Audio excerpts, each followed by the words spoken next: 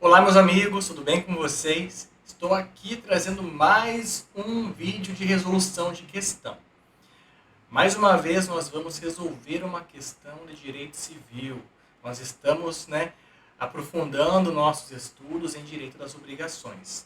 Se você ainda não faz parte da área de membros da ADV Academy, eu te convido, vamos lá, vamos para a área de membros, lá a gente tem material exclusivo, tá certo? Vai complementar com os seus estudos aqui dos nossos vídeos. Pessoal, então sem demora, foco aqui direto na questão. Vou trazer para vocês aqui a nossa questão do dia. Olha só, deixa eu colocar minha câmera aqui também. Vejamos aqui, olha só, meus amigos. Marcelo alugou um cavalo do Aras galopante. Com ele disputar uma corrida no dia 15, comprometendo-se a devolvê-lo no dia seguinte à corrida, no dia 16. Entretanto, Marcelo se afeiçoou pelo animal e não devolveu no prazo estipulado, usando para passeios em sua fazenda. Então ele tinha ali, vem aqui comigo, ele foi lá, alugou um cavalo para utilizar no dia 15 e se comprometeu a devolver no dia 16. Só que ele não fez isso, ele não devolveu. Ele se afeiçoou ao animal, ele não devolveu. Como mostra aqui pra gente, Ele não devolveu o cavalo e continuou usando na fazenda dele. Passando aqui, o Aras com isso deixou de alugar o animal para outro jockey que pretendia correr com ele no dia 18 e já o havia reservado. Então, o Aras deixou de alugar para uma outra pessoa que estava ali na expectativa de utilizar aquele animal no dia 18 e havia feito a reserva para isso. Passando aqui, para completar, olha só o que aconteceu. No dia 20, em um dos seus passeios com Marcelo, o cavalo se assustou com uma cobra. Olha só a cobra aqui para a gente, ilustrando. E sofreu uma queda. No acidente, fraturou a perna e teve que ser sacrificado. Diante disso, assinale a opção que indica os prejuízos que o Aras galopante pode exigir de Marcelo devido à falta do cavalo. Então Marcelo deixou de devolver na data estipulada. Porque ele deixou de devolver, o Aras deixou de alugar para uma outra pessoa que já havia requisitado. E no dia 20, o cavalo sofreu uma queda porque se assustou com uma cobra enquanto estava lá com o Marcelo e teve que ser sacrificado por conta disso. Tá? Então, a grosso modo, é esse que é o problema. Então vamos ver aqui as alternativas, pessoal. Olha só. A letra A. O que fala a letra A? Deve ser incluído o aluguel que deixou de receber do outro jockey, mas não o equivalente do animal. Porque Marcelo ficou liberado da responsabilidade pela impossibilidade da prestação a partir do dia 20, eis que decorrente de caso fortuito. Letra B. Devem ser excluídos tanto o aluguel que receberia do outro jockey por se tratar de dano hipotético, como o equivalente do animal, pois Marcelo ficou liberado da responsabilidade pela impossibilidade da prestação a partir do dia 20, eis que decorrente de caso fortuito. Letra C. Deve ser incluído o equivalente pecuniário do cavalo, tendo em vista a responsabilidade de Marcelo pela impossibilidade da prestação enquanto estava em mora, mas excluído o aluguel que receberia do outro jockey, por se tratar de dano hipotético. E letra D. Devem ser incluídos tanto o aluguel que deixou de receber do outro jockey, como o equivalente pecuniário do cavalo, tendo em vista a responsabilidade de Marcelo pela impossibilidade da prestação enquanto estava em mora. Interessantíssimo, meus amigos? Esse problema aqui que a OAB trouxe para a gente. Aqui a gente tem que analisar qual seria a responsabilidade de Marcelo. Será que ele deve arcar com o equivalente do animal, o valor equivalente do animal? Deve arcar com o valor do aluguel que o Aras deixou de receber do outro jockey? Será que ele teve culpa ali, pelo animal ter sido sacrificado? O animal foi sacrificado, mas o Marcelo tinha que devolver no dia 16.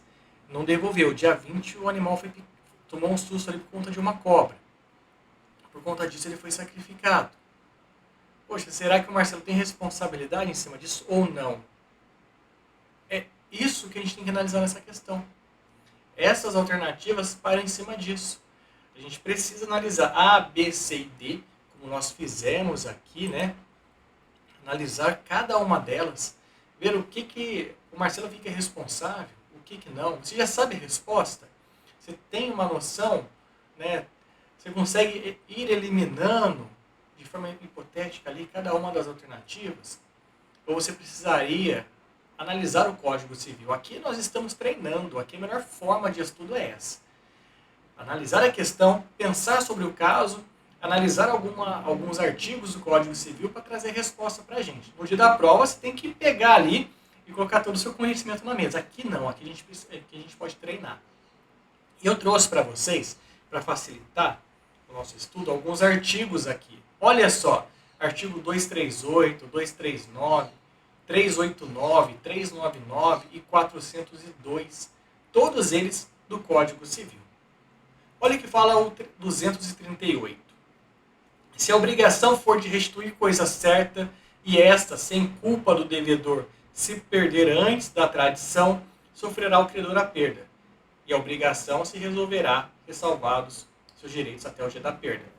Olha só o artigo seguinte. Se a coisa se perder por culpa do devedor, responderá este pelo equivalente, mais perdas e danos.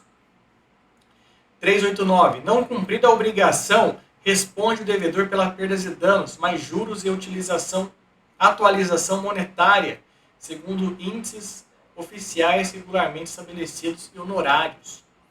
O devedor em mora responde pela impossibilidade da prestação, embora essa impossibilidade resulte de caso fortuito ou de força maior, se estes ocorreram durante o atraso, salvo se provar isenção de culpa ou que o dano sobreviveria ainda quando a obrigação fosse oportunamente desempenhada. E o último artigo 402, salvo as exceções expressamente previstas em lei, as perdas e danos devidas ao credor abrangem, além do que efetivamente perdeu, o que razoavelmente deixou de lucrar. Voltamos aqui.